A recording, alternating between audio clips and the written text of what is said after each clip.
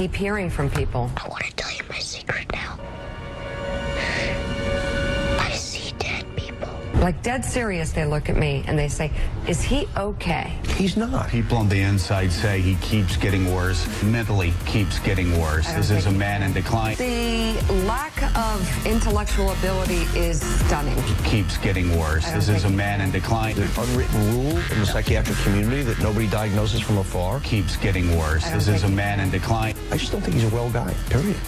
The behavior pattern that he is demonstrating right now Keeps getting worse. This is a man in decline. You know, I kind of just want to dispense with political correctness for a bit and just say what everyone is thinking. There's an unwritten rule in the psychiatric community that nobody diagnoses from afar. This behavior is crazy. Keeps getting worse. This is a man in decline. There's an unwritten rule in the psychiatric community that nobody diagnoses from afar. So unbalanced. He is not well. There's an unwritten rule in the psychiatric community,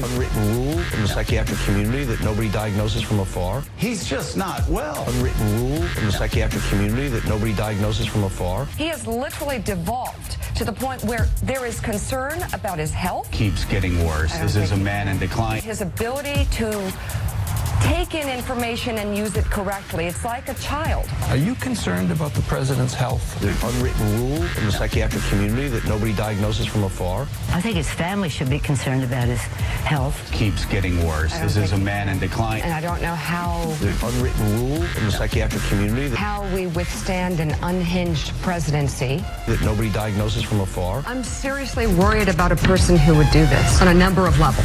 There's an unwritten rule in the psychiatric community that nobody diagnoses from afar. Because he's not well and he's not attached to reality. He's got his fingers on the button, That was just- and he's tweeting about Hillary. It's time for Article 25. Amendment 20, this Amendment 25th Amendment.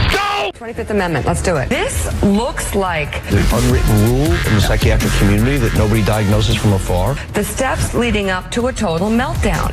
There's an unwritten rule in the psychiatric community that nobody diagnoses from afar. Because this is not funny. This is really bad.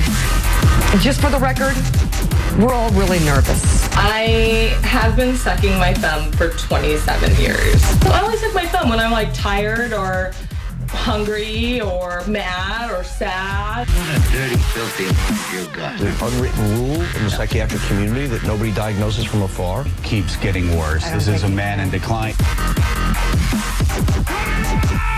I keep hearing from people. I see dead people. Like dead serious, they look at me and they say, is he okay? You have no idea what your words mean.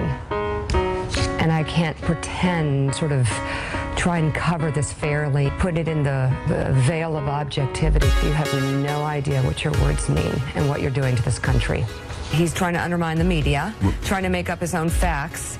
And it could be that he could have undermined the messaging so much that he can actually control exactly what people think. And that is our job.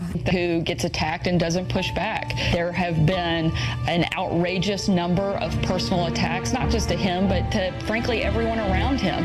This is a president who fights fire with fire, certainly will not be allowed to be bullied by liberal media and the liberal elites within the media or Hollywood or anywhere else. What's necessary is to push back against attacks on the president. I've seen far worse things come out of that show, again, directed not just at the president, but everyone around him. Personal attacks, mean, hateful attacks. And again, this president isn't going to sit back and not push back, and he's going to fight fire with fire. And the president, again, isn't going to be somebody who's bullied and allows people, himself and those around him, to be personally attacked. Outrageous attacks that take place on that show day in, day out, not just at the president and not against his policies, not against things that he's pushing, but they're personal and they're not just directed at him, but again, everyone around him.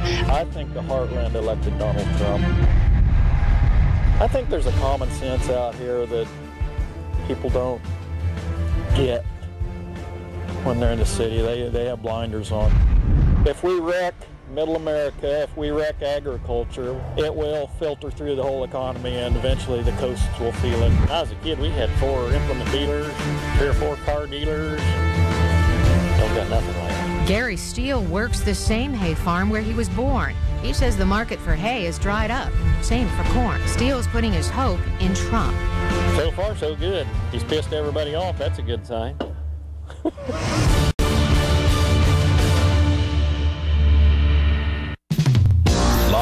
from the Nightside Radio Studios is the J.J. McCartney Show. Are you better off than you were 4 years ago? Mr. Gorbachev, tear down this wall. Coming to you from Nebraska by way of Alaska. Here's J.J. McCartney. Yes, ladies and gentlemen, I hope your Tuesday has gotten off to a grand start. I'll tell you this, it's going pretty well here, too. Ladies and gentlemen, oh, what a news day we have for you, my friends. Like very few that we have seen in recent memory. I got to tell you, folks, the breaking news and the leftover news from yesterday, it's all taking us somewhere. And I want to find out if you can tell me where it's taking us. I got to tell you, folks, first of all, you'll notice, and this is not gloating. We are not gloating here. We would never do that. But this is the end of an era.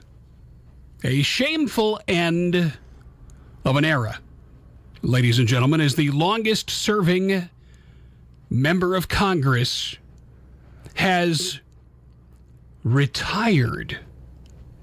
Yes, he's retired. He says he's not resigning, he's retiring. It just so happens that Representative John Conyers is now John GONE-yers, because he, ladies and gentlemen, and this is something that, we'll call this a coincidence, right? Embattled Representative John Conyers, Democrat of Michigan, has announced that he is retiring and has endorsed his son, John Conyers III, to run for his seat. Conyers' lawyer confirmed that the retirement is effective immediately. Quote, "My legacy can't be compromised or diminished in any way by what we're going through now. This too shall pass," said Conyers on a local Michigan radio station Tuesday morning. He added, "I want you to know that my legacy will continue through my children. I have a great family here, and especially in my oldest boy, John Conyers III, who incidentally I endorsed to replace me in my seat in Congress."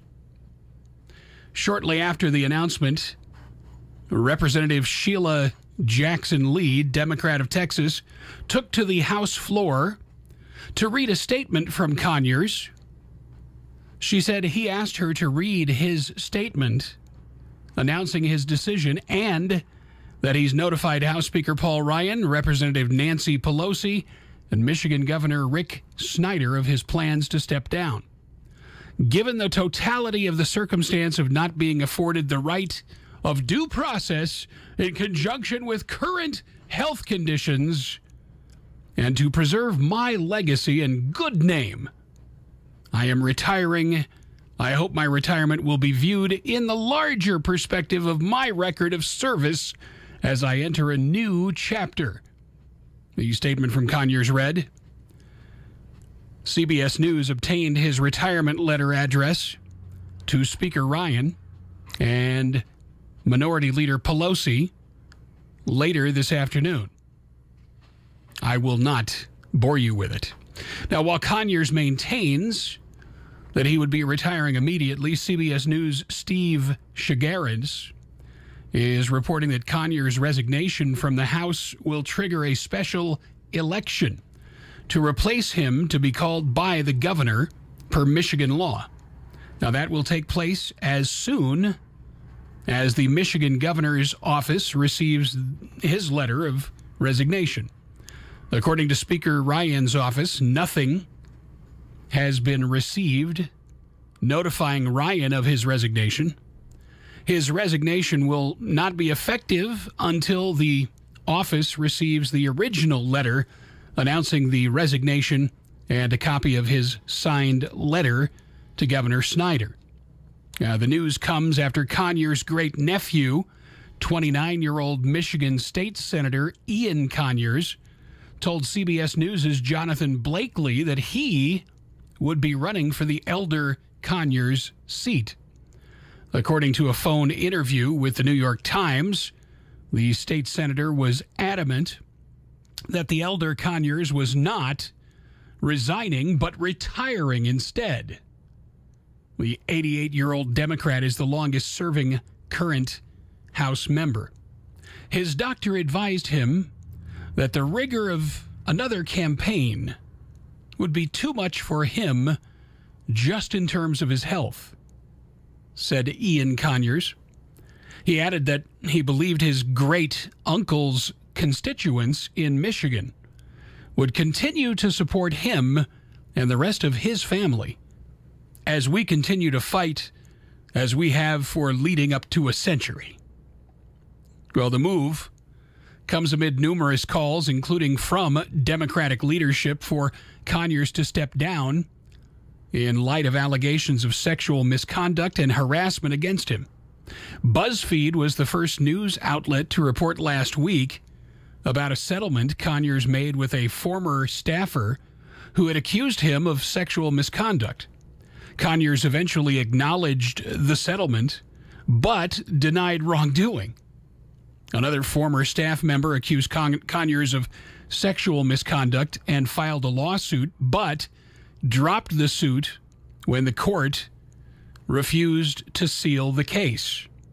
Speaking on the Mildred Gaddis radio show, Conyers said he's taking the allegations in stride. Now, this goes with the issue of politics. The game of politics, which we're in, we take what happens and we deal with it. We pass on and move on forward as we keep going, trying to make as much as we can of this tremendous opportunity that's been given to me for so long. Ian Conyers did not go into detail with the New York Times on the allegations against his family member, but said he would stand with him. I stand with my uncle in terms of his belief of no specific wrongdoing. You know, what that tells me is that Ian Conyers, as well as John Conyers III, has no business getting anywhere near Congress.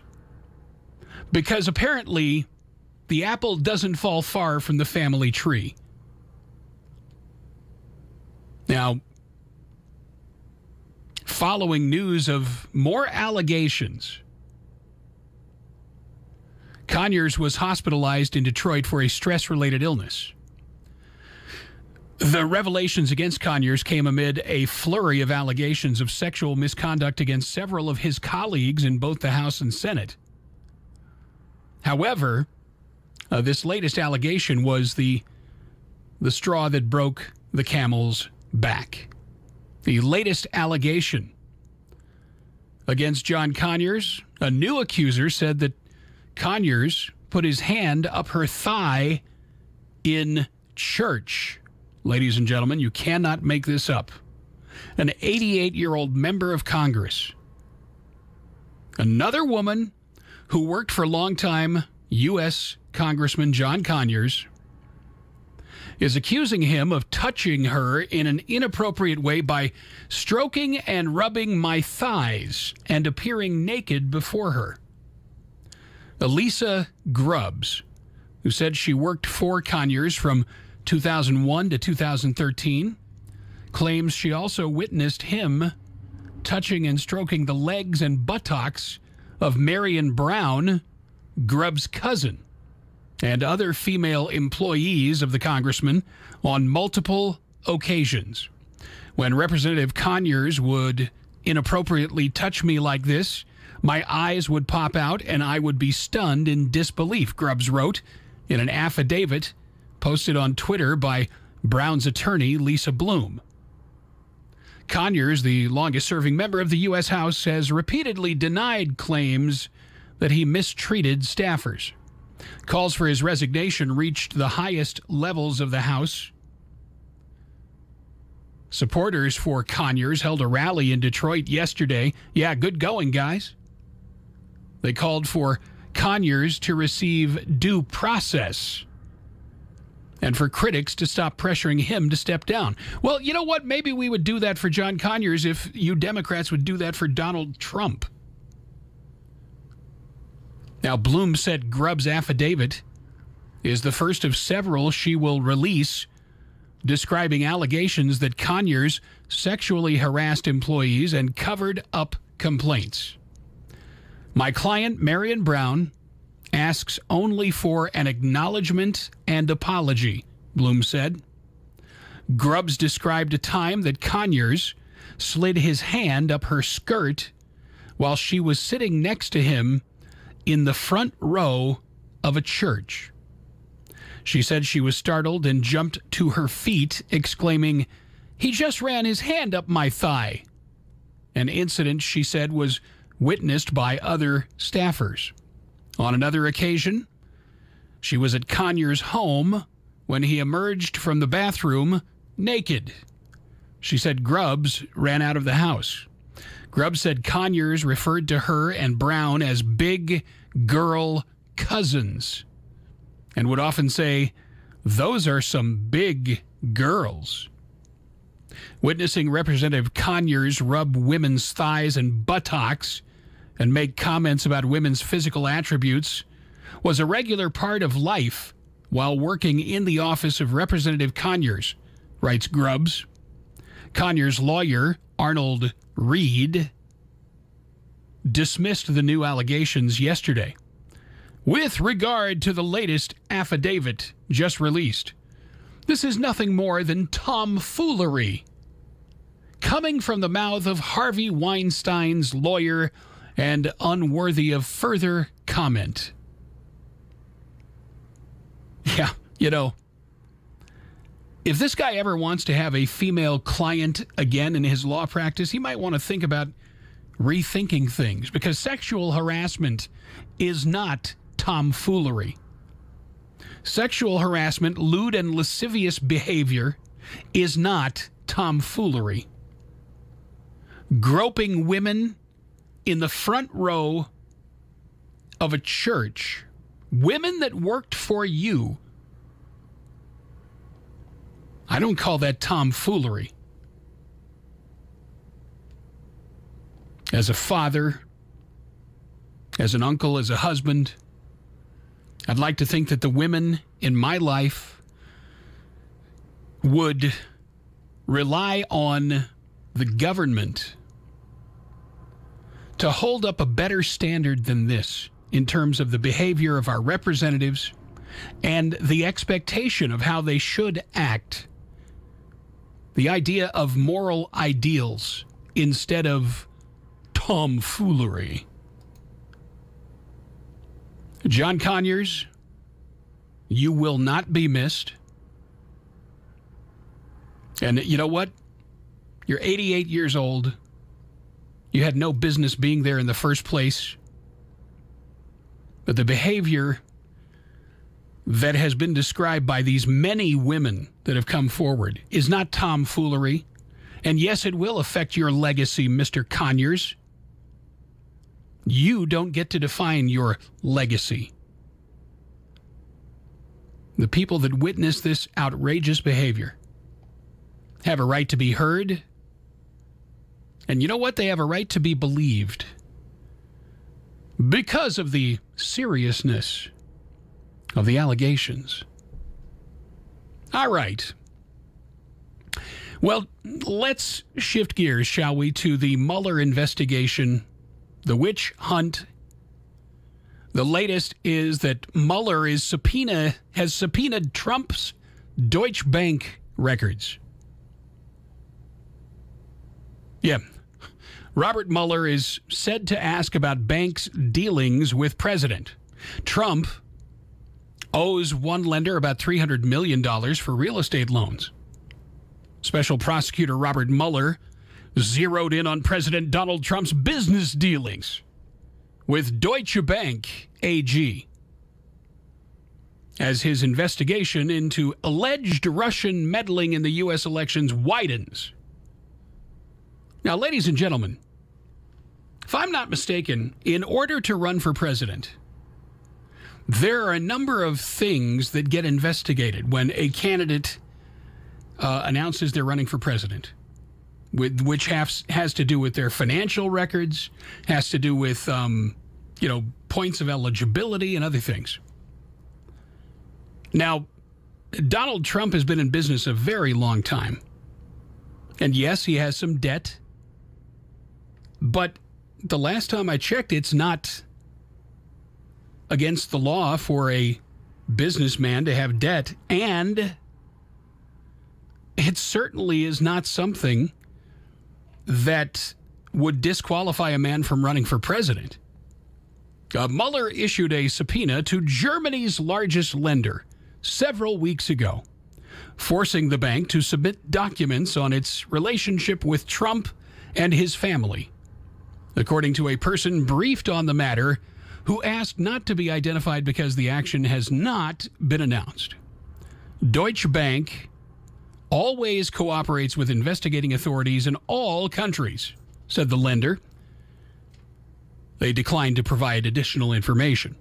Now, Deutsche Bank for months has rebuffed calls by Democratic lawmakers to provide more transparency over the roughly $300 million that Trump owed to the bank for his real estate dealings prior to becoming president. Representative Maxine Waters talk about the pot calling the kettle short and stout of California, and other Democrats have asked whether the bank's loans to Trump, made years before he ran for president, were in any way connected to Russia. I got a question for you. What about the hundreds of millions of dollars given to the Clinton Foundation by the principals in the Uranium One deal that Clinton made with Russian companies? I mean, here we have a legitimate concern about a sitting Secretary of State using her authority to make back-channel deals with, I guess you'd call them Russian businessmen, who then turned around and deposited hundreds of millions of dollars in contributions to the Clinton Foundation. Meanwhile, Mueller's investigation, which is looking into alleged Russian interference into last year's U.S. election and whether Trump's winning campaign assisted in those efforts, appears to be entering a new phase. Trump's former national security advisor, Michael Flynn, pleaded guilty Friday to lying to FBI agents, becoming the fourth associate of the president ensnared by Mueller's probe. This according to Bloomberg.com. More significantly, he also is providing details to Mueller about the Trump campaign's approach to Flynn's controversial meeting with a Russian envoy during the presidential transition. Well, here, ladies and gentlemen, they should have been more careful with their words. They say more significantly, he also is providing details to Mueller about the Trump campaign's approach. Ladies and gentlemen, the Trump campaign was over and done with. They're talking about the transition period. That is between the time that the election was certified and Inauguration Day. It was no longer a campaign. It was a president-elect prepping to, hit the ground running. And as has been repeated by myself and many other legal scholars and others, there was absolutely nothing illegal about Flynn's meeting with the Russian envoy. The thing that was wrong is that Flynn decided to lie about it to the vice president and also to the FBI. Trump's relationship with Deutsche Bank goes back some 2 decades, and the roughly $300 million he owed to the bank represented nearly half of his outstanding debt. That was according to a July 2016 analysis. Now, that figure includes a $170 million loan that Trump took out to finish a hotel in Washington. He also has 2 mortgages against his Trump National Doral Miami resort and a loan against his tower in Chicago. Deutsche Bank's management says they're ready to share information about the lender's dealings with Trump and is hopeful that doing so will help end the series of inquiries from Democrats. And an executive at the bank who asked not to be identified was discussing private deliberations. An internal investigation carried out by Deutsche Bank did not yield any evidence of connections between the client relationship with Trump and the bank's so-called Russian mirror trades affair. A person briefed on the matter said. You see, the thing is, they're clutching at straws here. Mueller is getting more and more desperate because, he is trying with all of his might to undermine President Trump. So Robert Mueller, I suspect that in the days to come, we're going to find out a few things about you. We're going to learn a few things about you, Mr. Mueller. For example, you have a credibility problem. According to the Wall Street Journal, the special counsel is stonewalling Congress and the FBI. Donald Trump, according to the editorial board at the Wall Street Journal, is his own worst enemy, as his many ill-advised tweets on the weekend about Michael Flynn, the FBI, and Robert Mueller's Russia probe demonstrate. Now, that's debatable, Wall Street Journal, because his Twitter campaigns appear to be working. But nonetheless, that doesn't mean that Mr. Mueller and the Federal Bureau of Investigation deserve a pass about their motives and methods as new information raises troubling questions. The Washington Post and the New York Times reported Saturday that a lead investigator on the Mueller probe, Peter Strzok, was demoted this past summer after it was discovered that he'd sent anti-Trump texts to his mistress. And his mistress just happened to be involved in this whole thing. As troubling as that, Mr. Mueller and the Justice Department kept this information from House investigators despite Intelligence Committee subpoenas that would have exposed those texts. They also refused to answer questions about Mr. Strzok's dismissal and refused to make him available for an interview. The news about Mr. Strzok leaked only when the Justice Department concluded it couldn't hold out any longer.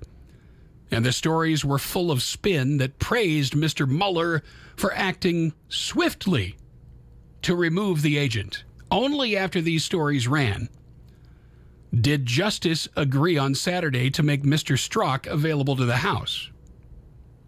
Now, this is all the more notable because Mr. Strzok was a chief lieutenant to former FBI Director James Comey and played a lead role investigating alleged coordination between the Trump campaign and Russia during the 2016 election. By the way, allegations that have proven baseless. Mr. Mueller then gave him a top role in his special counsel probe. And before all this, Mr. Strzok led the investigation into Hillary Clinton's emails and sat in on the interview that she gave to the FBI shortly before Mr. Comey publicly exonerated her in violation of Justice Department practice. Oh, and the woman with whom Mr. Strzok exchanged anti-Trump texts, FBI lawyer Lisa Page, who worked for both Mr. Mueller and the Deputy FBI Director Andrew McCabe, who was accused of a conflict of interest in the Clinton probe when it came out that Clinton allies had donated to the political campaign of Mr. McCabe's wife. The texts haven't been publicly released, but it's fair to assume Their anti-Trump bias must be clear for Mr. Mueller to reassign such a senior agent. Now, there's no justification for withholding all of this from Congress, which is also investigating Russia and possible influence and has constitutional oversight authority. Justice and the FBI have continued to defy legal subpoenas for documents pertaining to both surveillance warrants and the infamous Steele dossier that was financed by the Clinton campaign and relied on anonymous Russian sources. While there is no evidence so far of Trump-Russia collusion, House investigators have turned up enough material to suggest that anti-Trump motives may have driven Mr. Comey's FBI investigation. The public has a right to know whether the Steele dossier inspired the Comey probe and whether it led to intrusive government eavesdropping on campaign satellites such as Carter Page. All of this reinforces our doubts about Mr. Mueller's ability to conduct a fair and credible probe of the FBI's considerable part in the Russia-Trump drama. Mr. Mueller ran the Bureau for 12 years and is fast friends with Mr. Comey, whose firing by Mr. Trump triggered his appointment as special counsel. The reluctance to cooperate with a congressional inquiry compounds doubts related to this clear conflict of interest. Mr. Mueller's media protectorate argues that anyone critical of the special counsel is trying to cover for Mr. Trump. But the alleged Trump-Russia ties are the subject of numerous probes, Mr. Mueller's and those of various committees in the House and Senate. If there is any evidence of collusion, Democrats and Mr. Mueller's agents will make sure it is spread far and wide. Yet, none of this means the public should not also know if and how America's most powerful law enforcement agency was influenced by Russia or partisan U.S. actors. All the more so given Mr. Comey's extraordinary intervention in the 2016 presidential campaign, which Mrs. Clinton keeps saying turned the election against her. The history of the FBI is hardly without taint. Deputy Attorney General Rod Rosenstein, who appointed Mr. Mueller, is also playing an increasingly questionable role in resisting congressional oversight. A justice has floated multiple reasons for ignoring House subpoenas, none of them persuasive. First, it claimed cooperation would hurt the Mueller probe, but his prosecutions are proceeding apace. Then justice claimed that providing House investigators with classified material could hurt security or sources. Oh, you mean the way Hillary's did?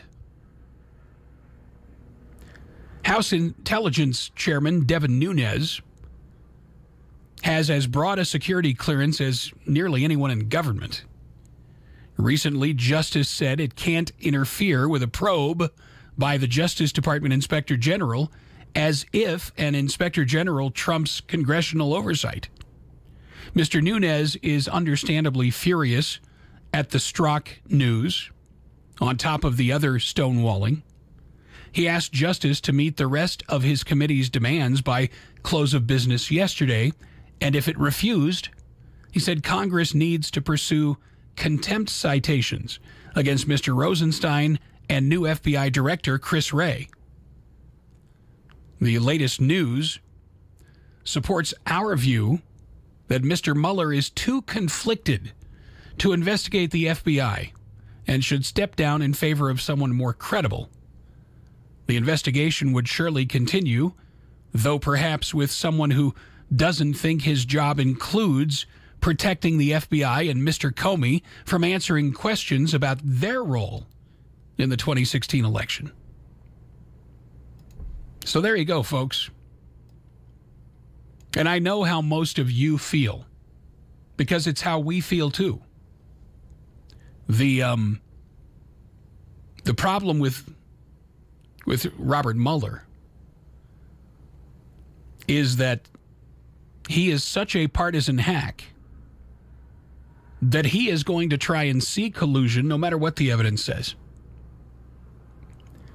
And after a while, it gets pathetic. It's like, they're trying to find something that doesn't exist. And I think that by now, were there any evidence out there of collusion between the Russians and Donald Trump, it surely would have surfaced by now, and it has not. All right, folks, we're going to take our first break of the hour. We'll come back with more in just a minute, including your phone calls at 855-853-5227. Want to get your thoughts on Mr. Conyers and his predicament. And the question I would ask is this. If John Conyers does as he says, and he's going to resign and walk away, and then it's discovered that he actually committed crimes, what should the Justice Department or whomever do about it? And oh, by the way, shouldn't they change the rules in the House so that you and I, the taxpayers, no longer foot the bill for hush money paid to women that had been harassed by congressmen or senators? Just some of the questions we are asking on the Tuesday edition of the J.J. McCartney Show on this 5th day of December. Stick around. We'll be right back. The J.J. McCartney Show. I never said, nor would I ever say, that we are giving people space to destroy our city. We also gave those who wished to destroy space to do that as well. I never said, nor would I ever say, that we are giving people space to destroy our city. Okay! So my words should not be twisted. We also gave those who wished to destroy space to do that as well. What? I never said, nor would I ever say, that we are giving people space to destroy our city. Okay! We also gave those who wished to destroy space to do that as well. What? What? What? I never said, nor would I ever say, that we are giving people space to destroy our city. We also gave those who wished to destroy space to do that as well.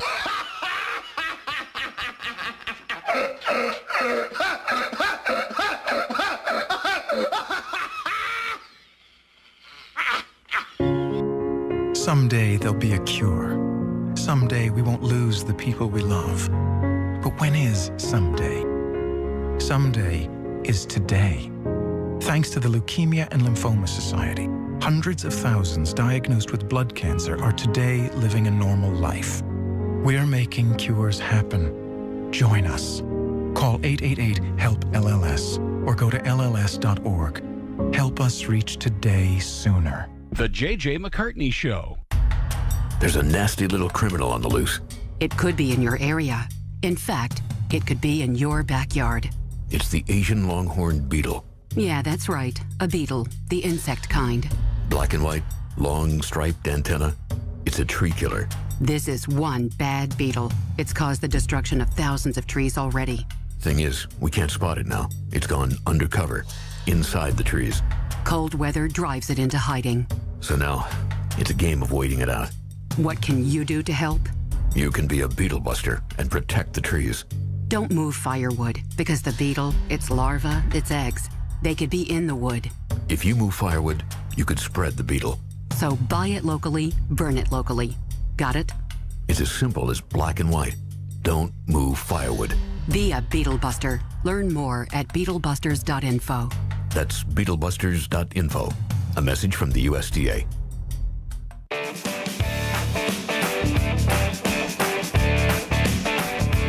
Okay, welcome back, everybody. Glad to have you with us on the Tuesday edition of the J.J. McCartney Show, live from 3 to 5 p.m. weekdays at redstatetalkradio.com and jjmccartney.com, where you can also watch streaming live video.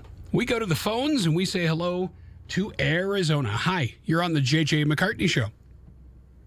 Good morning, JJ. Well, hello there. How are you? I'm fine. How are you? I'm doing okay. I know this whole situation with John Conyers. What is your take? Well, if this kid are going to follow in his so-called legacy, yeah, how embarrassing. Well, the one guy that claims he's running is his nephew, and he says that no matter what, he's going to stand by his uncle. And I don't know how you do that. I mean, if he's guilty of what they say he's guilty of, then you might stand by him, but don't expect that the people of Michigan are just going to forgive and forget. Well, I would hope not. Under the circumstances, I believe that if these allegations against Conyers turn out and prove to be true, then he should be prosecuted for it. Well, let me give you this is not exactly apples and apples here, but let's remember that, people say, well, what would happen if the tables were turned? Well, in a sense, they were, back when former House Speaker Dennis Hastert resigned the House of Representatives and then was summarily prosecuted for molesting children. And exactly. Is now serving, I forget how many years he's going to be in prison. But, does the fact that you recognize that you can't win and so you're going to quit absolve you of the crimes you may have committed? And does the fact that you're 88 years old have any bearing at all in the minds of prosecutors? I don't think it necessarily should, because all that's going to do is it's going to encourage others to be less fearful of the consequence if they've done the same thing as him. And they keep talking about due process, Susan. What is due process? Due process there would be an investigation involved, and not all this cover up that we're seeing now. It's like right now our nation has become lawless in a lot of ways, and I shake my head every time I see that somebody has done something that in the past would have been illegal to do, but now it's like everybody's getting a free pass or a free get out of jail card for committing crimes and criminal acts. Exactly. I do not understand why the prosecutors and judges and all of those people don't cover our laws in their courtrooms or whatever to the degree that they need to be carried out. It just doesn't make any sense. There's a lot of people that came out of the Obama administration that should be in jail right now, if for sedition or even for treason, because they're treasonous to the nation. They endangered us. Yep. It makes no sense that they are still allowed to run around, and Mr. Obama running around and going to the nations that Trump has gone to make dealings with, what business is it of Mr. Obama's to run around and go back to these nations and try to interfere with whatever Trump has done? He's not the president anymore. He had 8 years to do something really great with his position, and instead took it and abused his power and authority and ruined our nation and brought us into a dangerous waters right now with the illegal aliens that are here and the Muslim people that are here that were not properly vetted, but they got a citizenship pass just before Obama got out of office. Yeah, how does that work? To me, it's just insane. It does not make any sense. Yeah, None no of doubt. it. It just doesn't make sense. There's no common sense in the whole thing. It's just ridiculous. I'm sorry. I really don't believe that Obama is a United States citizen. I truly believe that he is, an illegal person. He's probably not even got a green card to be here. Yeah. But They need to unseal all of his files that he's got sealed. They need to open all those up and expose them. Should have been American people. We have a right to know who the heck he is or was. I can think of a couple of people that might have the chutzpah and the authority to unseal those records. And I think once the truth was known, it would be devastatingly damaging to not only Barack Obama, but to the Democrats in general, because of what they were willing to look the other way on. Because what Barack Obama was the quintessential Manchurian candidate. Anybody that doesn't believe that doesn't know a damn thing about Barack Obama. I have done enough studying about Barack Obama to know that he was not eligible to run for president. He was not eligible because he attended university as a foreign student. He was not an American citizen at that point. He was being raised in Indonesia and had enrolled in the school in Indonesia as a Muslim student. And because of the residency they established in Indonesia, he was not an American citizen. And the notion that you can take somebody's past, sweep it under a rug, and then legally seal it up so that nobody can tell what the truth is about this individual is very dangerous.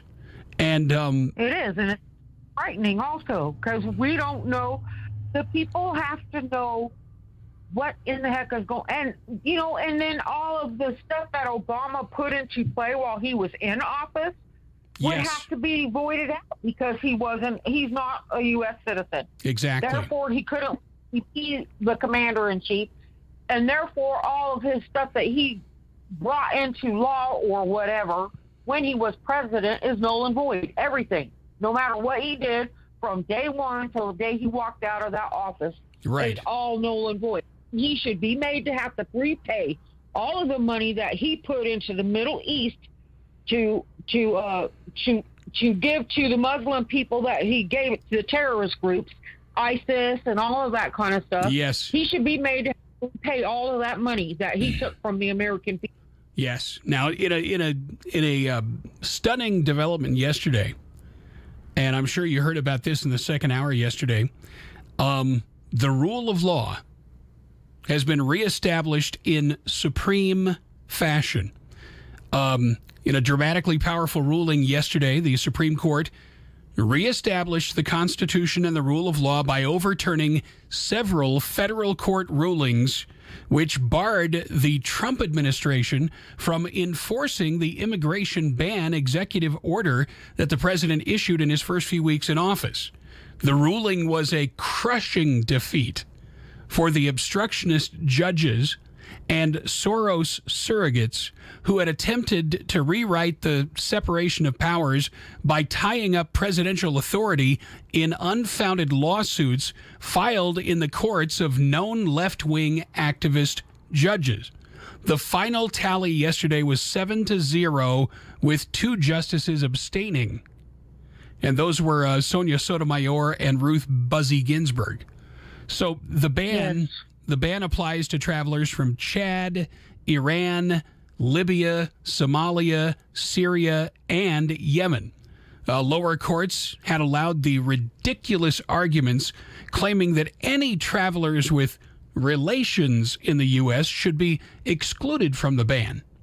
Well, the same leftists that argued that President Obama had the authority to impose unconstitutional restrictions on landowners, oil companies, and the order that changed the Obamacare mandate from a fine to a tax are the same ones arguing that President Trump lacked the authority to restrict travelers from known hotbeds of Muslim terrorism.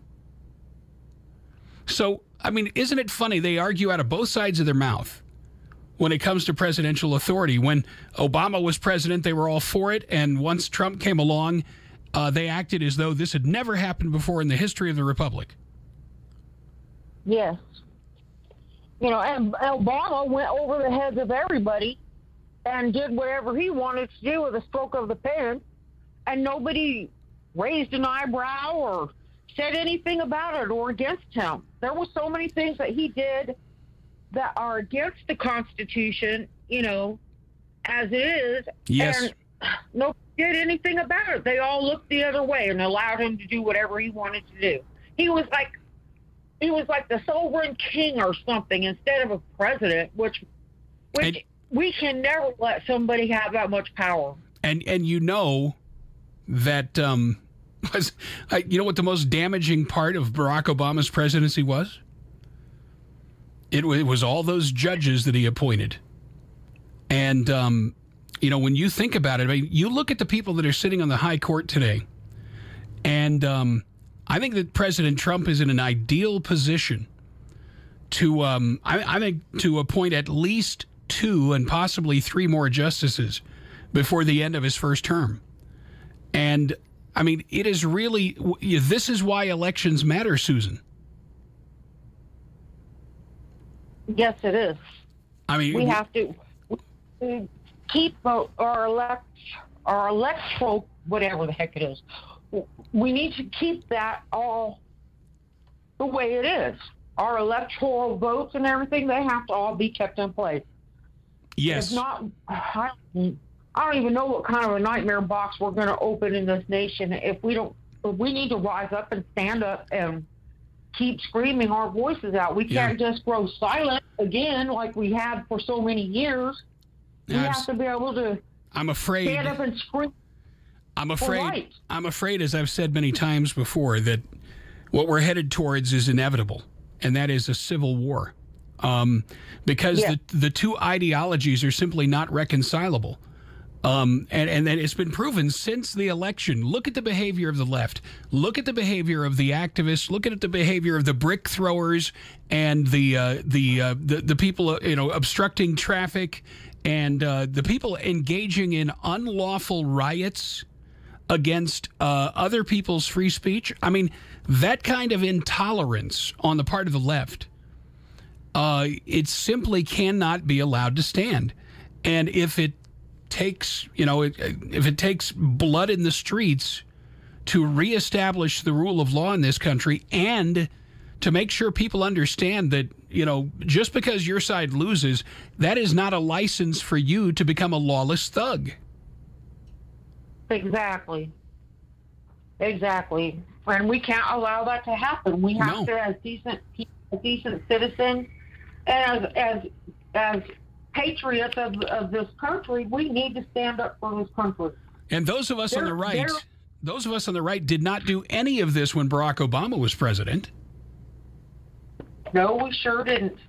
I didn't see any of them people out there in the street protesting when Kate got killed by the illegal immigrant. I didn't see people out in the streets destroying property and killing people or harming people in any kind of way. Exactly. He was not guilty because he's an illegal, and it was the gun's fault. Oh, really? For real? These people are out of their minds. They have lost their flipping. Yes. Their moral compass is no longer there. Yeah, and we have to do a better job on the right of expressing our outrage in a positive way instead of just assuming that somebody else will do it. Because, I mean, there are atrocities happening every day. And you know, for example, the atrocity of what happened to the killer of Kate Steinle. I don't know how we can allow a court in California to essentially empower somebody to come back into the country illegally at their own time of choosing and engage in more criminal activity. Because, I mean, if you can't convict an illegal who murdered Kate Steinle in cold blood, then our justice system is completely and totally upside down. Protecting the perpetrators and basically putting the victims on trial. Yes, and re-victimizing them in the process. Or re-victimizing their families in the case of Kate Steinle. Yes. I pray for her family that they would be able to find some comfort and some strength, but how they could, I have no idea. If it had been my child, I would be furious. There would be so much. Ugh, I don't even know if I could remember I'm supposed to be Christian, you know? Yeah. Well, you know, yeah. I can't imagine it. I can't. I think if it had been my child, that I might be serving a life sentence by now. Yes. Most definitely. It's insane. It really is. And that they're giving sanctuary to criminals is ridiculous. Well, it's what happened? It's racketeering in a way. It's harboring and protecting lawless people that don't belong here. And you know, you go to Mexico and try and cross the border illegally and see what happens to you. I mean, you'll never be seen again. Either that, or you'll be hogtied, tossed across the border, and told never to come back again. And you know, why is it? Why is it that people in California and many other places in the country are so mentally deficient that they don't understand why it is that we have to protect our borders? I mean, it's the same reason that you and I as homeowners put up fences, because that's my lawnmower, that's my boat, that's my motorhome, that's my whatever. And you're not right. You know, that you have to be able to do that as a nation, and it requires no long legal explanation. This land is our land. That land is your land, and that's as simple as it gets. And why is it that so many people act as though asserting those rights as a sovereign nation somehow makes us insensitive, racist, and bigots to the nth degree? I'll never understand it. I don't understand it either, you know, and how they can call us racist, really. The last time I checked, Americans, the real Americans, come in all colors and shapes and sizes.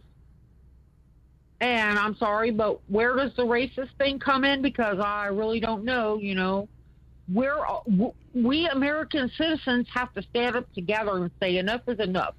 This is it. We have to defend our own nation, because if our elected officials can't protect us and keep us safe, we have to do it. Absolutely right.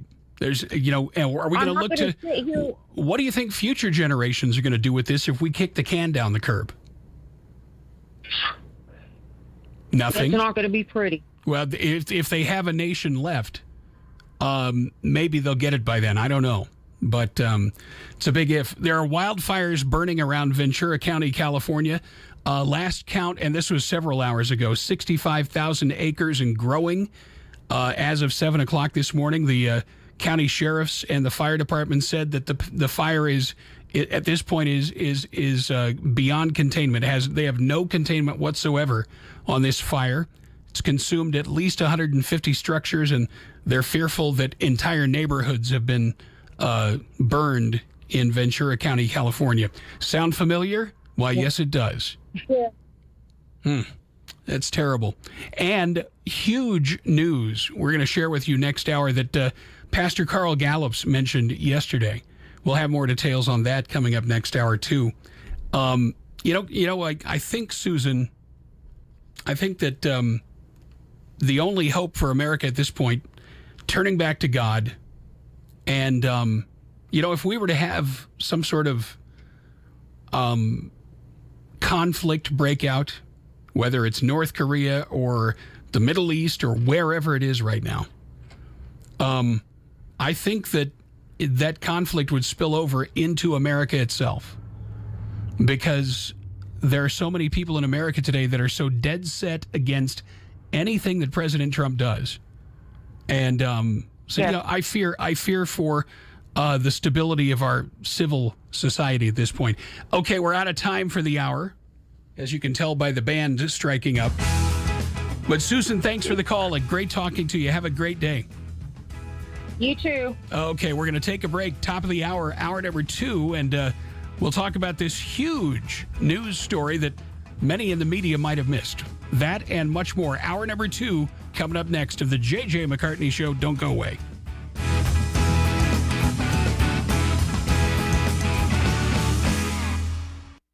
Are these the first volleys in America's next civil war? He's not a tough guy. He's a bully and he's a bitch. He's a punk. He's a dog. He's a pig. And he can suck my He's a con, a bullshit artist, a mutt. I'll meet him in a hotel room any day of the week and give him a Louisville Slugger. I'd like to punch him in the face. Kiss my mother. Which side of the aisle is really spewing hateful rhetoric? Pointing what appears to be a water gun at the image of President Donald Trump projected on a whiteboard, our teacher Pale Modi has now been seen by countless viewers. Yes, I have thought an awful lot about blowing up the White House. Weekdays from noon to 3 p.m. Eastern Time, the J.J. McCartney Show, exposing the truth, exposing the lies, exposing the deep state. It's an actor dressed to look just like President Donald Trump as he's assassinated on stage. How much longer can America survive this kind of hatred? Video depicting comedian Kathy Griffin holding the bloody, decapitated head of President Trump are no joking matter for the Secret Service. The rhetoric that has inspired the violence has come from the mainstream of the Democratic Party. They're involved in the coup, an active attempt to start a bloody civil war. I want people to imagine an FBI director that has the stones to investigate the deep state. Imagine a justice system that has the integrity to prosecute corrupt government officials. They have refused to apply the 14th Amendment and give conservatives equal protection under the law. What we've seen here has been the gradual takeover of the government by corporatism, by globalism.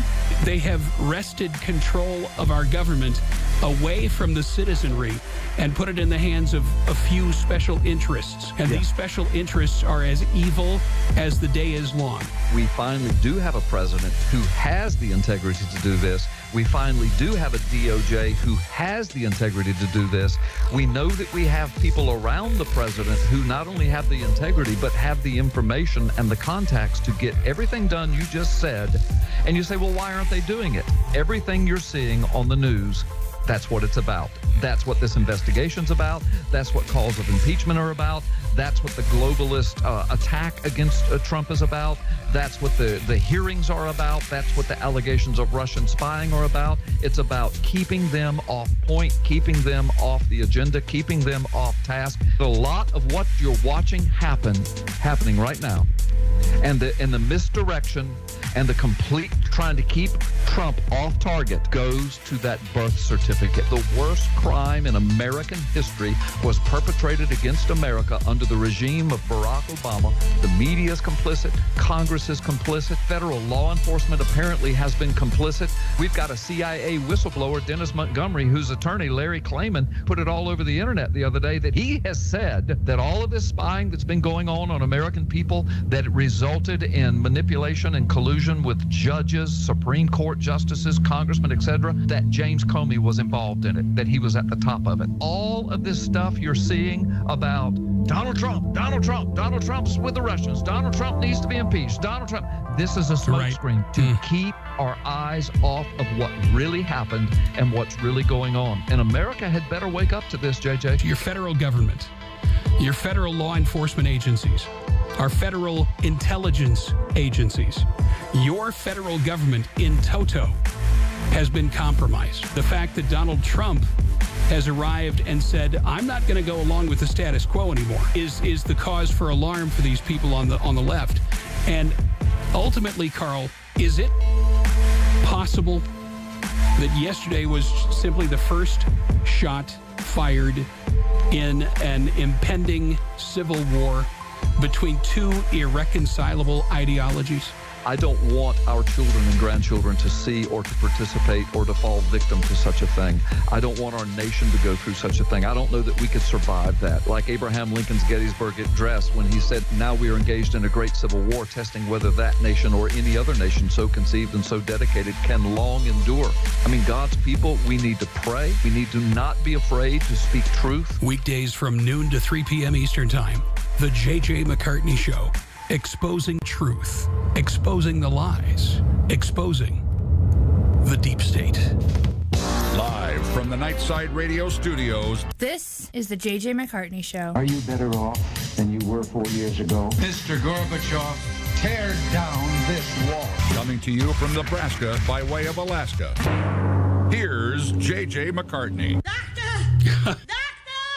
Is there a doctor in the house? Is there a doctor in the house? Yes, madam, I am a doctor. Oh, doctor, have I got a daughter for you? All right, welcome back, everybody.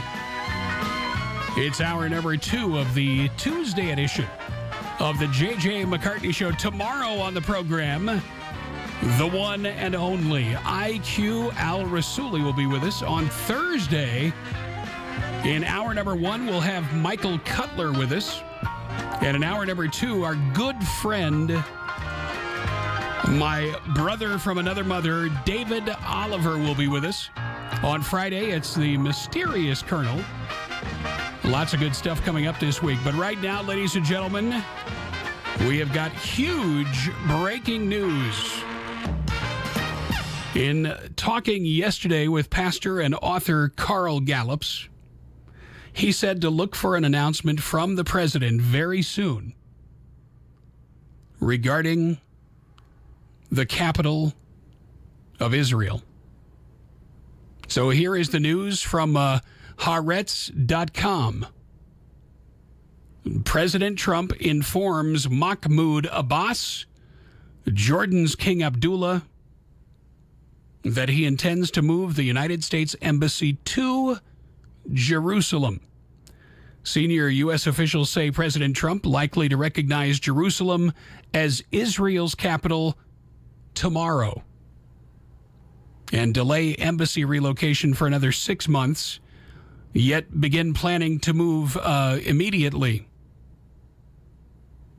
This, ladies and gentlemen, is huge. Fatah begins preparations for protest rallies, but President Donald Trump told President Mahmoud Abbas, the Palestinian president, also Jordan's King Abdullah, that he plans to move the U.S. Embassy in Israel from Tel Aviv to Jerusalem. Will make the announcement tomorrow. He spoke to Abbas and Abdullah today. Egyptian President Abdel Fattah al-Sisi and Saudi King Salman also will be informed of the decision. The president will deliver remarks about his decision on whether to move the embassy to Jerusalem from Tel Aviv on Wednesday. The White House said today, adding that President Trump is pretty solid in his thinking on the issue. Senior U.S. officials speaking today said Trump is likely to recognize Jerusalem as Israel's capital, while delaying relocating the embassy from Tel Aviv for another 6 months, though he is expected to order his aides to begin planning such a move immediately. Following the call, Abbas urged the Pope and the leaders of Russia, France, and Jordan to intervene against Trump's declared intention. Well, now, let me ask you a stupid question here. Mr. Abbas, just how the hell are they going to intervene? This is not Russia's decision to make. It's not France's decision to make. It's not Jordan's decision to make. The issue of where the capital of Israel is Israel's decision to make. And Donald Trump is choosing to respect Israel's sovereignty in putting their capital wherever they damn well please. During the call with Trump, Abbas warned that the action will have dangerous consequences. And just what exactly is that supposed to be? A threat, Mr. Abbas? Because I need to remind you of one small fact, Mr. Abbas. And that is this: Israel has exercised remarkable restraint with you people. Israel has exercised remarkable restraint with regard to the lawless Palestinian regime. And if you start threatening consequences, well, we might just send you a bacon-wrapped consequence or two ourselves. Palestinian stance is determined and steadfast, said Abbas. There will not be a Palestinian state without East Jerusalem as its capital, he says. Well, fine. Let there be no Palestinian state. I'm fine with that. You people don't have any historic claim to that area anyway. Abbas was said to be holding an emergency meeting in his bureau following the phone conversation with Trump. King Abdullah also warned Trump of decisions and the repercussions on Middle East security and stability. Abdullah pledged he would thwart any American initiative to renew the peace process and would encourage resistance among Muslims and Christians. King Salman told Trump that transferring the embassy is a dangerous step that will inflame feelings of Muslims. What you mean, beyond the terrorism that we've seen all around the world up to this point? And you're worried about us inflaming feelings of Muslims? Are you kidding me? Following their conversations with Trump, Abdullah and Abbas reportedly spoke and decided to act in complete coordination following Trump's decision. Meanwhile, Israeli ministers were instructed today not to speak publicly about the embassy crisis. Why are they calling this a crisis? It's not a crisis, you morons. In the West Bank, the Fatah movement has begun preparations for marches and rallies following Trump's announcement. Heads of Palestinian factions in the West Bank are slated to hold a meeting later this evening to coordinate protest moves. A senior Fatah official told Haaretz that the Palestinian Authority is interested in carrying out marches of rage and protest.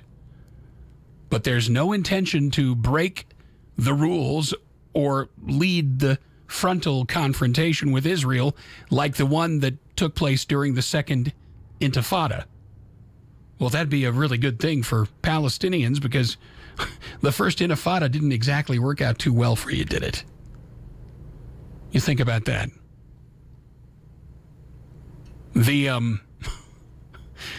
It never ceases to amaze me. It never ceases to amaze me how bullies, Muslim bullies, always like to act the same way towards Israel. Somehow Israel is not sovereign and doesn't have the right of self-determination.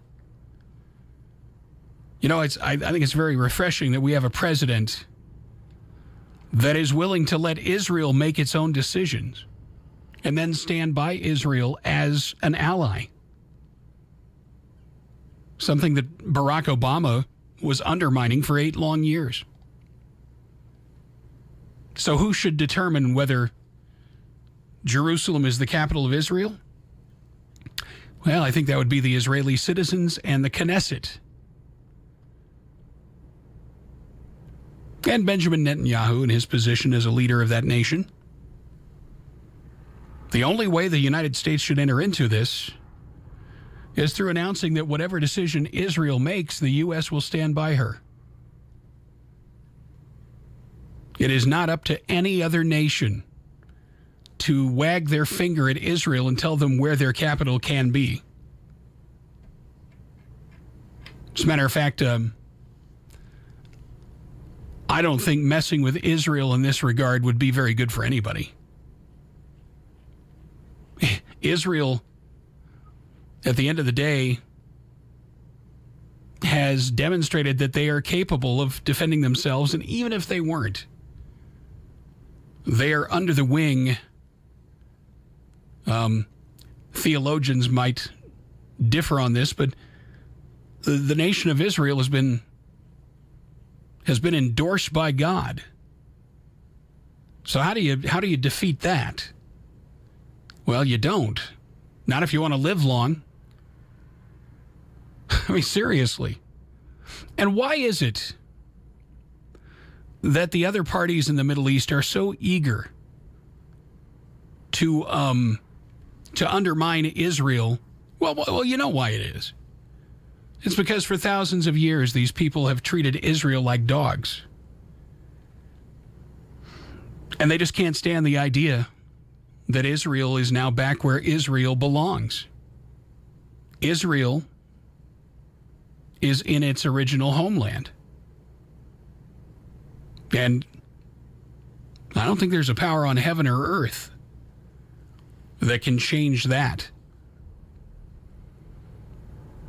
I mean, at least not, if I'm reading my Bible correctly, there's not a power on this earth that will ever unseat Jerusalem as the capital of Israel. And for those folks out there saying, oh, you're a Zionist. Oh, you're a Zionist. And you people, those Jews run everything in the world. So when I hear people slamming Jews around the world, they sound so Hitlerian, they have no idea. They really do. They sound just like Adolf Hitler in their hateful attacks on Israel. And if they had their way, the Holocaust would have been complete. And the same people that are, hurling missiles into Israel today are standing on the wrong side of history, standing on the wrong side of eternity, for that matter. And Barack Obama is on the wrong side of that line, too, by the way. So I'm going to ask everybody out there, do you support President Trump's decision? I do. I'll be quite honest, but I would love to hear from people that, have different feelings on it. If you don't think that this is such a good idea, we'd love to hear from you. 855-853-5227 is the toll-free telephone number. And we got a lot more to come this hour. We're going to talk about the wildfires in California. And boy, I tell you what, folks, it just seems like California is being judged. First you had the Oroville Dam situation back in February and March. And then we had these wildfires in the summer that were devastating in Northern California, Napa Valley, the wine country. There were some terrible fires that, literally burned houses to the ground. The only thing left standing were the chimneys. And I'm sure many of you have seen the pictures and you're wondering how in the world, you'd have trees in the neighborhood would be standing and the leaves would still be on them. But every house on the block burned to the ground. And now you've got these fires in Ventura County. And, the pictures are just so devastating. And I think about these people and they're going through all this again. And, thousands upon thousands of residents have been evacuated, 27,000 at last count. I'm looking at coverage from the Los Angeles Times website as the fires, Entire neighborhoods engulfed. The winds blowing 40 miles an hour. And you just wonder if California really is cursed. You know, I've been telling people for years to get out. If you live in California, now's the time. Get the heck out. Well, I can't afford to. Everything we have is here. The Thomas Fire perimeter is huge, stretching all the way from the Pacific Coast Highway northward and eastward about 15 or 20 miles. And it is, as far as we can tell, there's not much containment at all. And depending on which way the winds blow, the winds were gusting to as high as 70 miles an hour. The winds are expected to decrease somewhat this afternoon. That according to Chad Cook of the Ventura County Fire Department. The fire hopscotched through hillside neighborhoods, burning some homes and sparing others. Some residents hoped the worst might be over in the early hours of the morning when the wind died down, but it picked up with a fury around daybreak. One firefighter was hit by a car while he was protecting homes. He's at a hospital at Ventura County. Fire officials said the intensity of the fire, coupled with the high winds, made it pretty much unstoppable. Schools in the Oxnard, Ventura, Hunema, and Santa Paula school districts were closed today. California authorities have secured a grant from FEMA to assist firefighters. The Office of Emergency Services announced this morning. Fire officials expected flames would rip through at least 50,000 acres in the mountains between Santa Paula and Ventura, saying the fire is actively burning in the city of Ventura, and there are homes and buildings actively burning at this time. The destruction comes in what was already the worst year on record for wildfires in California. Back in October, 43 people died, more than 10,000 structures destroyed when fires swept through Northern California's wine country. Southern California has been under red flag weather conditions since Monday. The strongest and longest duration Santa Ana wind event that they have ever seen so far this season, expected through at least Thursday, according to the National Weather Service. The dry, gusty Santa Ana winds will continue for at least the next 3 days.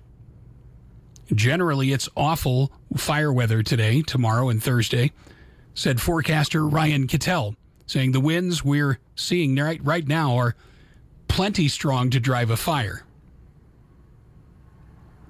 Ventura County fire officials reported yesterday that one person was killed in a traffic accident at a road closed to the public due to the Thomas fire. But at about 6 a.m. Tuesday, authorities said no fatalities were confirmed, although they added that one dog had died. At least 1,000 homes in Ventura, Santa Paula, and Ojai were evacuated. More than 260,000 customers in Ventura and Santa Barbara counties lost power as the fire raged. By 4:55 a.m. this morning, all of Santa Barbara's Southern California Edison customers had their power restored, but 20,000 homes in Ventura County were still without power, and that's according to Southern California Edison.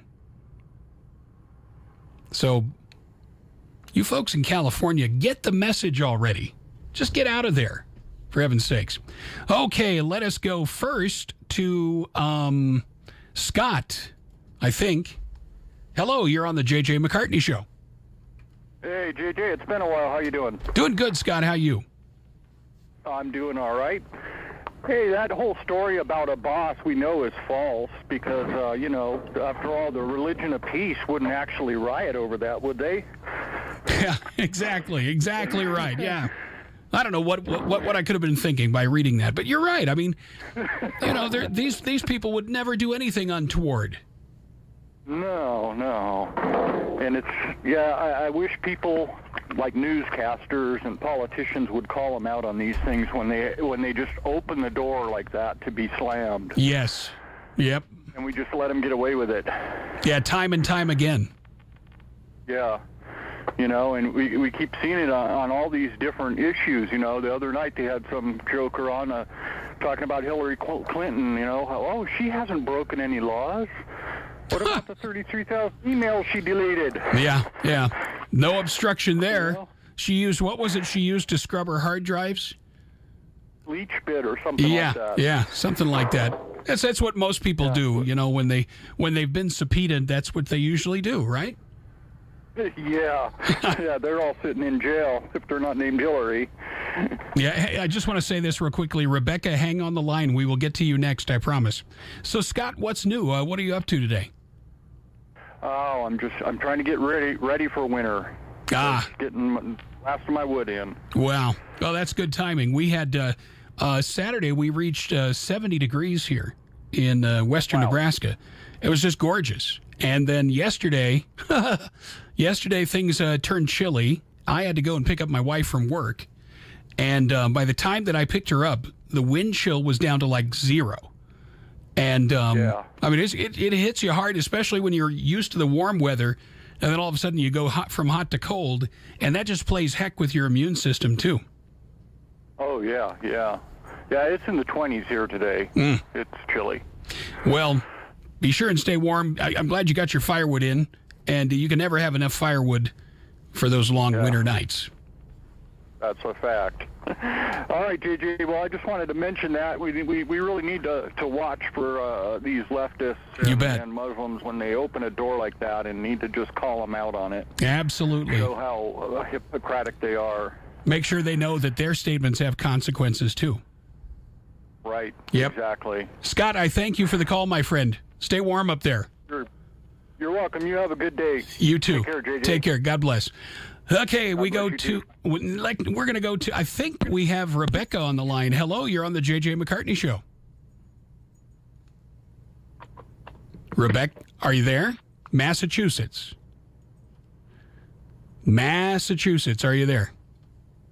Yeah, I'm here in Massachusetts. Is it Rebecca? Well, that's what it says on my screen. Sometimes computers grow a mind of their own. Who am I talking to? Yeah, they do grow a mind of their own. Who it is this Chris Mader from the Meat and Potato Show. Hey, Chris Mader from the Meat and Potatoes Show. How's it going there, my friend? That's weird. That I know why it says Rebecca, because my wife Rebecca pays the phone bill. Now I understand. Okay. There we go. Hey, JJ, how you feeling, man? I know you've been not quite up to snuff these last few weeks. How you doing? Well, doing okay, actually. I'm feeling better and better every day. It's fantastic to be back in the 3 to 5 p.m. slot, which is where my body operates best.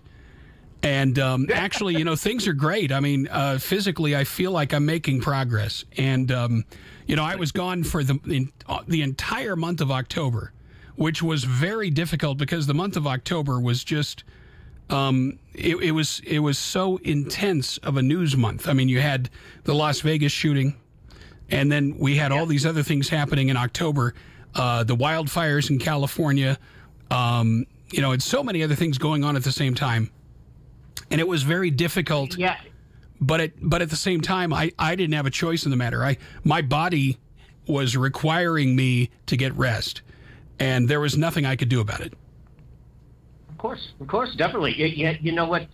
Better to take a day, and sometimes maybe even take a month, because if you don't, it's going to wipe you out, and then you're screwed for like 6 months or even longer. Or well, yeah, exactly. Something detrimental could be happening.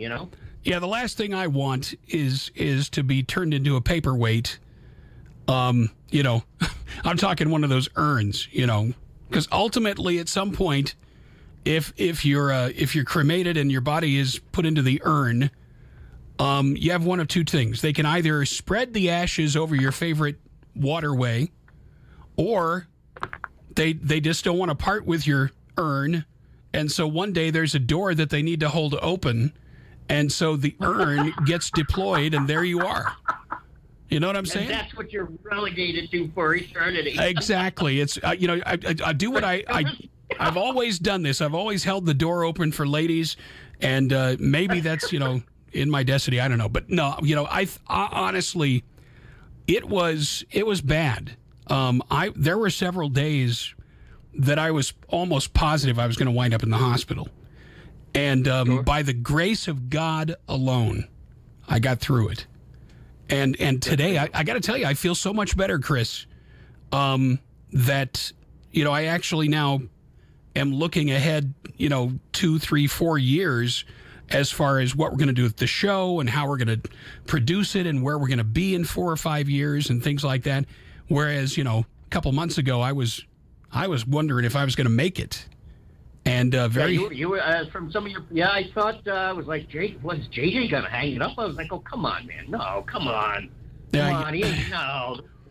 As long as there's breath in me, sure. Good luck shutting me up. Yeah, exactly. You were saying earlier about how October was a busy month. I mean, the last couple of months have been insane. It seems like the left is chomping at the bit to do anything, find anything that they can nail on our president. And as usual, just like when they had the hearings earlier in the year and the hearings, just after the election, they think that we've got the president now. Oh, we've got him now. And of course, it's nothing. Everybody was jumping on board of this Flynn thing, and it turns out that Brian Ross ended up having to be suspended because of his, his misrepresentation of the actual news facts. Joy Behar practically orgasmed live on TV when the note was handed to her. That turned out to, of course, blow up. I got to thank you for that visual. Thanks a lot. But I mean, seriously, the paroxysm that the left is going through over this thing, and it's amazing to watch. It has got to be some of the most entertaining news that I have seen in a long time in my lifetime, because I love watching them get all completely out of control, only to wake up the next day and find out that everything is polar opposite. And everything is just exactly it's nothing here. I recall. I'm going to go back in time, 29 years. 29 years ago, I was living in Alaska at the time, and I was really big into shortwave radio at the time. I was listening to shortwave radio a lot in those years, and it was before the presidential election in 1988. And the race was between George Herbert Walker Bush and Michael Dukakis. And the announcement had just been made that Bush had selected Dan Quayle as his running mate. And I was tuning in to KGO radio in San Francisco. I believe that's 810 on your AM dial. And I tuned him in just to listen to what the left-wing talk radio host had to say about it. And he was going on and on about how, and he was obviously a man of color, and he goes, well, this virtually assures that Michael Dukakis is going to win the presidency. And so I found their phone number from Alaska, and I called into the show. And I got on the line with this guy, and I tried to sound as chummy as I could. And I said, the idea that Michael Dukakis is going to win the presidency is nothing but the product of wishful thinking on the part of liberal journalists such as yourself. And I believe that I was responsible for this man's brain exploding in the studio, because nobody had ever spoken to him that way before. But it's true. When you look at what they have said about the Mueller investigation and how Trump's going to and today Mika Brzezinski on Morning Joe says well, let me stop you there. Hang on, let's stop you there. Yeah. Remember, Mika Brzezinski, she said on MSNBC, she said to her audience, that it's our job to tell people what to think. Oh, yeah. Continue I've from got there. the soundbite for you. I can play it for you anytime. Just keep that in mind, folks. Just keep that in mind, folks. Yeah, she said it's, with all of the misinformation that President Trump is putting out there, it's possible that he's changing the way people think and or what people think about and the way people think. And then she says, and that's our job. And it's funny. I mean, the things that come out of that girl's mouth. Today, she's on Morning Joe, and she says that all these Trump people are going to spend the rest of their lives in jail. Based on what? Based on wishful thinking. On what? Right, exactly. Yeah. This is the question I keep asking. Okay, what? And I've been in an online argument with somebody. I won't give their name out on air. But this is it. When he's impeached, we'll see. I was like, impeached for what? Well, when he's finally arrested. Arrested for what? But please name the crime. Yeah, well, you know what the crime was? That he beat Hillary. They even say that about Judge Roy Moore. They'll say, well, Judge Roy Moore, he'll be thrown out of Senate because of the things he did. What did he do? What crimes? I've said it on my radio show, and I've said it on postings myself. Please list the actual crimes. Please notice the words I'm using. Yeah. The actual crimes that Judge Moore has been found guilty of. Oh, and how about this? And how about this? Just show me one tiny little shred of evidence. One. Show me one credible witness. One. And they can't do it. All they are doing right now is they are trying to try this thing in the court of the mainstream media so that they sully the name. And by the way, Judge Roy Moore, he's been around for decades. He's run for re-election many times. And for 38 years, nothing was said. And then he wins. Before the election. Then he wins the nomination, and all of a sudden, we got to say all this stuff. They did the exact same thing to Donald Trump, and it did not work. Billy Bush thing. Right? Exactly. Right. Exactly. Now here's the amazing thing. I'm sorry to interrupt you. Here's the amazing thing about all of that is that prudent people, intelligent people like you, me, our audiences, they see that and they're like, yeah, okay, here we go. They see it. What amazes me and what frightens me at the same time is the multitudes of people who see that and they believe it and they eat it up and they're convinced about it. It's like, really? It's like, you don't see what's going on here? You're not able to understand what's being done here? Oh, no, Trump did it. Oh, well, he said grabbing what. Well, we can't. It's like, really? You don't see it. Am I talking to myself here, folks? Seriously? Prudent people like you, me, and our audiences, we see that stuff. And we could go back in history just a little ways, and we could share with the people a lot of the things that Lyndon Johnson said in the Oval Office that would make Donald Trump blush. Oh, my God. And it doesn't even stop there. The entirety of the American history of the presidency, excuse me, I'm coughing here, is... It's. I mean, listen. In the past, the presidencies were very risque. Senate races sometimes came down to fist fights. Yeah. When you look at what's going on in our politics today, as speedy as it may seem, it's a heck of a lot better than it was 100, 200 years ago. Sliminess in politics predates America by millennia.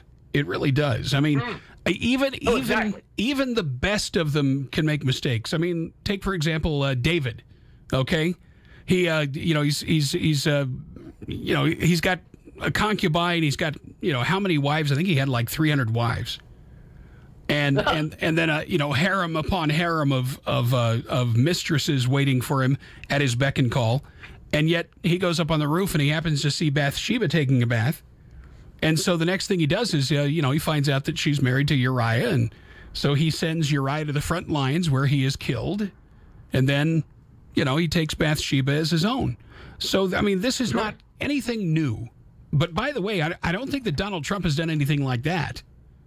Of course not. But to hear these people talk about Donald Trump, they say, oh, he's a racist. Oh, yeah, tell that to Omarosa. Okay? Right. Oh, he's a sexist. Right.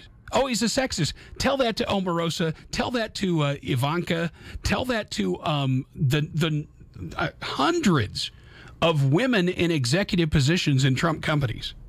Right, exactly. Right, the woman you just mentioned. Yeah, what was it? The first, and I'm not sure. I think she was black, but correct me if I'm wrong. But basically, yeah, the first woman. And this was back in the 70s or the 80s. Yeah, she's project manager for Trump Tower. Exactly. Never heard of before. Never heard of before. Yeah, but see, the thing is, Donald Trump has always been a people person. He really is. And it's funny how the media just tries to dismiss this guy's personality as being somehow abnormal. Donald Trump is probably one of the most warm and gracious people that you could ever meet. Exactly. Oh, this is the stories. If you've read any of his books, I've read 2 of them, and so it's exactly. That's exactly what a lot of people say about him.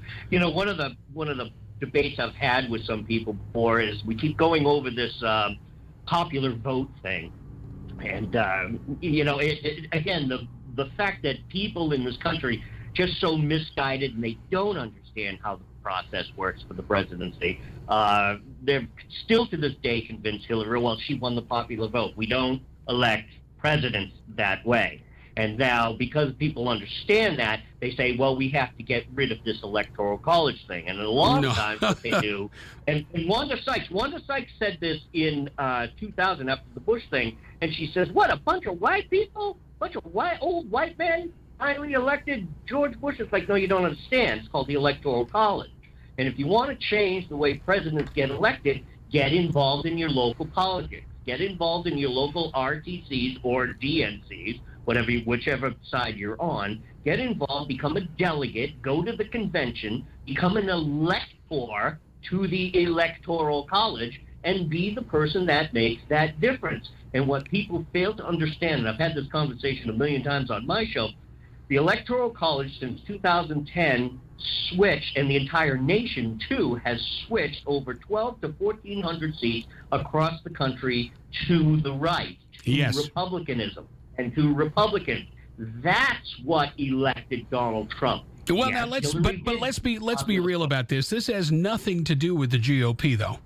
The GOP establishment. Exactly. I am sick and tired of both parties. Electoral College, though.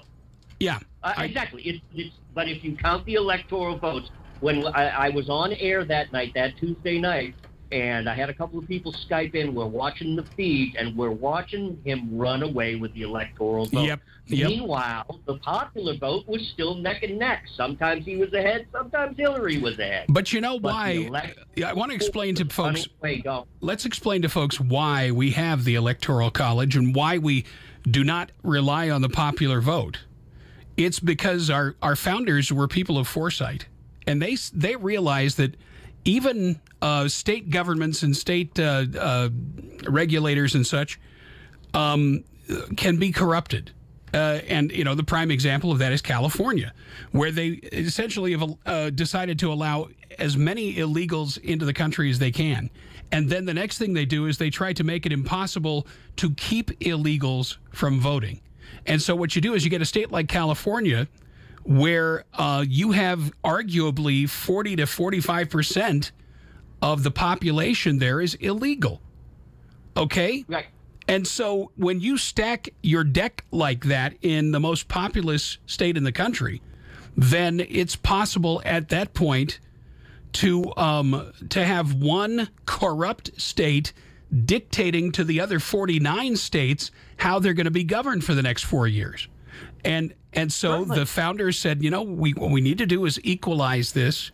So the senators, we're gonna limit each state to having just 2 senators, and then every state will have apportioned representatives in the Congress according to their districts, and each district will represent a certain number of people in the state. And so yes, California still has an abnormally large number of delegates in the Electoral College, but they can't just dominate the other 49 states. And because if they could, then why would you even bother having an election every 4 years? And so what we do instead is it would already be predetermined. Yeah, what we do is we have checks and balances in this system so that if you have a corrupt player like California, it can be negated by the good people in flyover country, and thank God it was. Sure, exactly. There are other numbers that came out, something like 3,800 plus or minus counties in the United States. Yes. Electoral-wise and numbers-wise, Donald Trump won. I saw the picture. I saw the picture on online last night. I was looking for particular stuff online, and I found one. It was a map of the country. 98% red and just tiny little specks of blue, and it said Trump has better coverage than Verizon. I loved it. I thought it was great. Yeah, but like Sprint, they're within 1%. Yeah. But I, the thing I love about it is that it was such a thorough victory by Trump when you look at, especially in the Rust Belt, and it blindsided people like the Young Turks. It blindsided Cenk Uygur, or whatever the hell he calls himself. It blindsided Morning Joe. Scarborough and Brzezinski, by the time that night was over, they looked like there was not enough therapists in the world to comfort them. Yep. They were so distraught. And then there's Rachel Maddow. I respect Rachel Maddow simply for the fact that she can put sentences together. She speaks in complete sentences. That much I will give her credit for. But when you look at the way that the election was covered by the mainstream media, and that includes many people at Fox News, they were hedging their bets right up until the last hour, and yet I was on the New York Times website the whole night, and I was watching their gas gauge, and at the beginning of the night the gas gauge was 99% Hillary's going to win, and then as quickly as you can see a gas gauge go down, it did. And as soon as it switched over to, favoring Trump to win, the attitudes on the faces of the reporters, especially Cenk Uygur, was just priceless. It was. He was swearing. Yeah. I saw that. I know. I watched a great documentary on Netflix the other night about that election night. And we're coming up past the quarter of the hour. I know you want to get out of your show, and I'll just make this quick. They were all believing their own polls. They were all believing their own BS. And there are studies coming out now that a lot of the polling in 2016 was quite literally made up off the top of their head. Exactly right. It really, really. Yep. And of course, they're trying to use the same polling statistics today to say that Donald Trump's approval rating is in the 30%. Trust me, folks, don't believe one iota of that. This guy could go to a rally tomorrow and 20,000 people will show up. Trust me. That right there alone, because I went to two of his rallies, and that was the thing that really woke me up. And I said to myself, this guy's going to win it. I said, I went to two rallies. They were the same thing, standing room only, had to wait an hour to get in the place. There were people outside. It was mayhem. I don't mean mayhem like violence. It was just, there were thousands of people there. As much as anything, though, the inexplicable things about the election.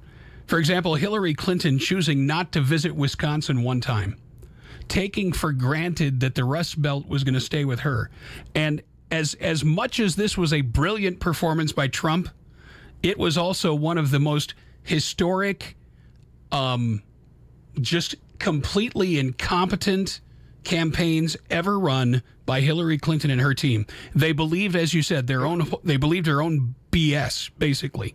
And the one thing that I always held up when contending that Hillary could not and would not be elected president, it came down to one phrase. And you know what that phrase was? Go for it. People hate that bitch. I don't know. People hate that bitch. People hate that bitch. And there's no way. I mean, seriously, you try and convince a woman to vote for somebody that she thinks is a bitch, it's not going to happen. Oh, God. It ain't going to happen. And I'm sorry if that sounds extreme. I'm sorry, but The facts are the facts. No, that's a fact. It's a fact. And this is the other thing. I mean, people can't get around the simple, basic facts. They want to apply some sort of hatred to it. Van Jones with his comment on white lash. They're trying to, they're literally throwing anything against the wall and seeing what sticks. And even if it sticks for 2 seconds, they say, see, there it sticks. And then, ignore the fact that it fell off the wall 2 minutes later. We're going to throw something up against the wall and see if this is going to constantly be the thing. And you had said something about the election being historical. It is. It's very historical. It will be, you and I will probably either be very old men or dead by the next time we see a presidential election this monumental, this historical, this policy changing. As we are seeing the Donald Trump administration. I love hypotheticals. You talked about Van Jones and the white lash comment. Here's my question for you. What if Hillary had won the election, and what if the GOP candidate had been a black man? Would Van Jones have looked at Hillary and said it was a white lash? These are food for thought. The thing about liberalism. Yeah, I know. This is the thing about liberalism. It's compartmentalization and it's selective outrage. It's 100% identity politics. It's all identity politics. Exactly. And the funny thing is, I mean, I think back through, my entire lifetime, we're beginning with Kennedy, Johnson, Nixon, Ford, Carter, Reagan, Bush, Clinton, Bush, Obama, and now Trump. All of those presidents, I never once thought of any of them in terms of their ethnicity. And I feel sorry for people that are so small-minded that the only way that they can view an election that doesn't turn out in their favor is to claim that it had to be the result of bigotry or sexism or something else. Right. That small-mindedness. Right. Yep. Exactly. Yeah, it's simple policy. Anyway, it's coming up. I know you want to end up your show. Chris, I appreciate the call, my friend. What's that? Go ahead. Plug. I go on air tonight, 9 p.m., KTNTradio.com. Tune in. We're going to talk some Antifa tonight. So, JJ, I just wanted to call in because I know you've been feeling low lately, and just wanted to add in my 2 cents. Well, Chris, I appreciate it. The Meat and Potatoes Show always makes me hungry. Yep. All right. Thank you, Chris. Take care. Talk soon. Bye-bye. Okay, folks, that's Chris Mader of the Meat and Potatoes Show, and yes, he comes highly recommended. Folks, you don't want to go away. We got more to come in just a minute, but I do need to take a very quick time out. Be right back. The J.J. McCartney Show. Hey, everybody. J.J. McCartney here. It's not very often that I get excited about a product, but I am sure excited about this one. I'm talking, of course, about MyPillow.com. These pillows are made in the USA. They come with a 60-day comfort guarantee and a 10-year warranty. They are machine washable and dryable. They come with a patented interlocking fill. It keeps you cool at night, and it will not go flat. Go to MyPillow.com. Click the Radio Listeners Special tab and use promo code JJMC to get 2 premium king or queen size pillows and 2 additional go anywhere travel pillows for 1 special price and free shipping. That's mypillow.com, promo code JJMC, or call 800-953-6613. That's 800-953-6613. mypillow.com, promo code JJMC. Apple iPhones are great, but they have an annoying feature. They do what you tell them to. You turn the ringer off, for example. You were at a movie, or you were at church. Worst of all, your best friend makes it to Who Wants to Be a Millionaire, and you are his phone-a-friend. Because you weren't answering your stupid phone, instead of winning $200,000, he walks away with a check for $1,000, and instead of a limo ride to the airport, he winds up in a smelly cab. So what solution have we come up with for you? It's the all-new iPhone Enforcer. Yes, when you've missed more than 10 calls in a row, or 30 text messages, or a call from a game show contestant desperate for knowledge, your eye enforcer will knock on your door or interrupt your board meeting to remind you, gently at first, to turn your ringer back on and get back to your family and friends who are so desperately trying to get a hold of you. If you don't immediately turn the ringer on and make contact with your frustrated friends, your eye enforcer gets a little more persuasive. It could be a slap in the face, perhaps quick fist to your shoulder, or a softly tossed football to the head. If you continue to resist, your eye enforcer will keep on turning up the intensity. The new eye enforcer makes a fantastic gift. The new eye enforcer, available now at your nearby pawn shop. Adopt US Kids presents Multiple Choice Parenting. Your daughter just had her first breakup. Do you A, put yourself in her shoes? How could he do this to you? And for Sheila, she has split ends. B, console her. Oh, sweetie, this is going to happen a lot. 4, maybe 5 more times before you get married. C, take charge. Got to get this all straightened out. Give a little talking to, man to man, mano a mano. Hey, Steve. Is now a good time? No? Okay, no problem. Bye. Or D, help her find a new boyfriend. I know a great place to meet boys. The internet. Nice, single boys. Never mind. How about some ice cream? As a parent, there are no perfect answers. But you don't have to be perfect to be a perfect parent. Thousands of teens in foster care will love you just the same. For more information on how you can adopt, visit adoptuskids.org. A public service announcement from the U.S. Department of Health and Human Services, Adopt U.S. Kids, and the Ad Council. This is the J.J. McCartney Show. There was a tree in the middle of a yard, the prettiest tree that you ever did see. And the ALB goes around, all around, and the ALB goes around, and on that tree there were some holes, the ugliest holes that you ever did see. And the holes on the tree, and the trees in the ground, and the ALB goes around, all around, and the ALB goes around, and in that hole there was some frass, sawdusty frass that you ever did see. And the frass and the holes on the tree, and the trees in the ground, and the ALB goes around, all around, and the ALB goes around. Now there's no more tree in the middle of that yard. It's the deadest tree that you ever did see. Because the beetle killed the tree, and the tree hit the ground, and the ALB still goes all around, and the ALB goes around. Spot the signs and stop the Asian longhorned beetle. Learn all the signs at AsianLonghornedBeetle.com. Boy, that's a catchy tune now, isn't it? Yes, indeed, ladies and gentlemen. Thank you for joining us on the Tuesday edition of the J.J. McCartney Show. I want to thank everybody for calling in today. Great to talk to Scott and Susan and to Chris and the whole hee-haw gang here at jjmccartney.com. Folks, we began the day by labeling the show Conyers equals GONE-yers. And I tell you what, the next thing that remains to be seen is whether John Conyers, if he has committed crimes, will he be prosecuted for them?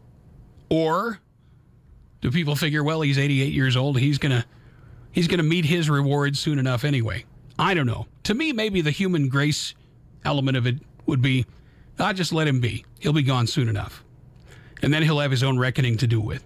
But folks, I want to thank you all for joining us today. There's so much going on in the news, and I think the biggest story of all is what's going to be happening tomorrow, this announcement about Jerusalem. This, ladies and gentlemen, is prophetic. This is the unfolding of prophecy happening before our very eyes and ears. So I'm going to ask you all to do us a big favor. And I'm going to ask you to pray for our president. Pray for the president. Pray for God's guidance.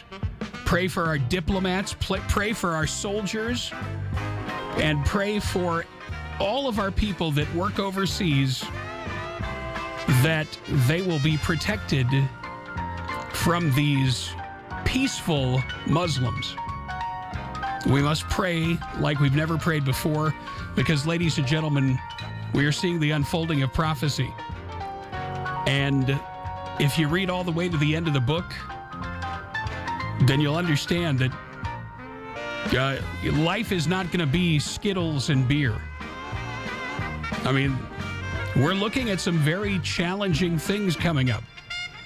And the only hope that anybody has, the only real hope anybody has, is in our Lord and Savior, Jesus Christ. Read the whole book. It's in there. Hey, I want to thank everybody once again for a fantastic Tuesday edition. Tomorrow, IQ Al-Rasuli on the show. Thursday, Michael Cutler and David Oliver will be our guests. And on Friday, the mysterious Colonel will be joining us. And it's going to be a great show. Great week of shows. Next week, Monday, my guest will be John B. Wells. Mr. Caravan to Midnight. You don't want to miss it. All right, my friends, be good to yourselves. And if you possibly can, be good to someone else. And remember, we'll win in the end because there are more of us than there are of them. Because God is with us. And because we are all in this thing together. Have a great rest of your Tuesday. See you back here Wednesday. Until then, God bless everybody. Bye-bye.